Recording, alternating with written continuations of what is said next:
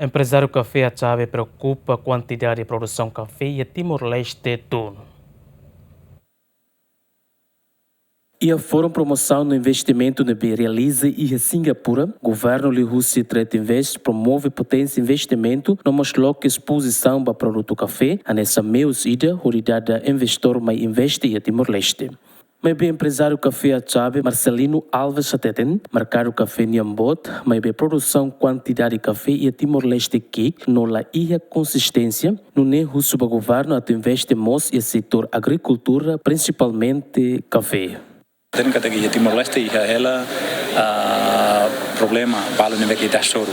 A soro maka produção cada tinha batina tum. Ida mak ligado ho mudança climática. Ida selo maka ligado ho tos café ai café hu neve que tuang ona e tinha hat no racing ona.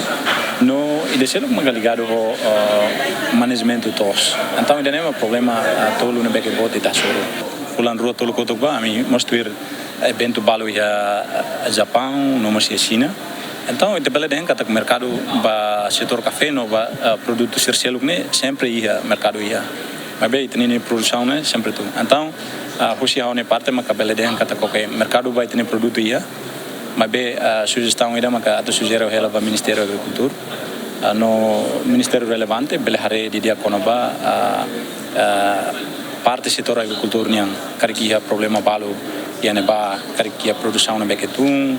Kariki laia tosnain sira nebe que laia interesse para bele file batos bele kuliah muito ko company sira nebe que serviço basic batos para o dinune bele hare dalang de nebe maka dia para bele desenvolve tem setor nebe que iteia exemplo ida maka tau mo so samba setor agricultura li kon ba café on sama ka bele desenvolve setor café dia klitan ia tinan tolu ka hat oing mai também te bele den kata que mercado ne bot ba café nia mas bem, o problema vale não é que está só, mas que tem produção né sempre tudo.